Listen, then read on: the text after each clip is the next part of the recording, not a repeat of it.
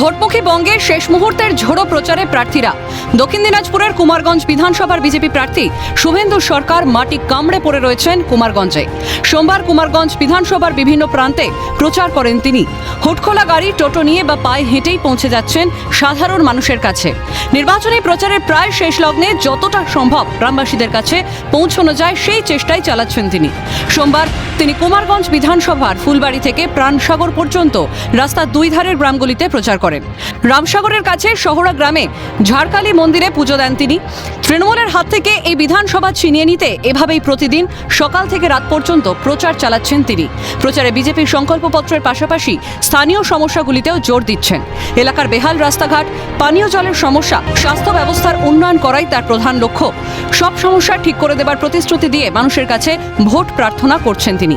এছাড়াও কৃষি প্রধান এই বিধানসভার দুটি হিমঘর এবং মাছ চাষের উন্নয়নে অগ্রাধিকার দেওয়া হবে বলেও জানান তিনি।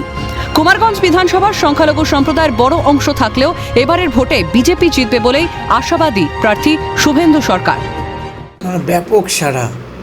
আজকে 32 দিন প্রায় হয়ে গেল আমার নাম ঘোষণার পরেই এখানে, এবং 32 দিন ধরে আমি মানুষের সমান ভালোবাসা পেয়েছি, সমান উচ্ছ্বাস দেখেছি।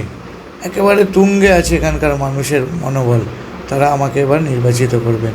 কুমারগঞ্জের যাদেরকে তথাকথিত সংখ্যালঘু বলছেন, তারা এবার সিদ্ধান্ত নিয়েছেন তোরাববাবুর কাছ থেকে তোরাববাবুকে হারাবেন, তার কাছ থেকে মুখ ফিরিয়ে নিয়েছেন। এবং তারা প্রায় সকলেই আমাকে গ্রহণ করেছেন এবং একযোগে বলছেন যে আমরা আপনাকেই জেতাবো, এখান থেকে বিধায়ক বানাবো। এখানটাতে দেশের প্রতিরক্ষা মন্ত্রী এসেছিলেন, স্বরাষ্ট্রমন্ত্রী, তিনি একেবারে নিরাপত্তাকে নিশ্চিত করবেন। দেখুন, আমাদের দায়িত্ব পড়েছে পরিশ্রম করে এই সিটটাকে বের করা। কেন? মানুষকে উদ্ধার করতে হবে, পরিত্রাণ দিতে হবে। বাংলাকে, বিশেষ করে কুমারগঞ্জকে বাংলাদেশের একটা অঙ্গরাজ্য যাতে না হয় তার জন্য রক্ষা করতে হবে। কেন কুমারগঞ্জে তো তোরাববাবু ব্যর্থবাবু একটা কাজ করেনি। 15 বছর ধরে তারা ক্ষমতায় আছে, একটা হিমঘর করতে পারেনি, তার মানে পরিবেশ করে দিতে পারেনি।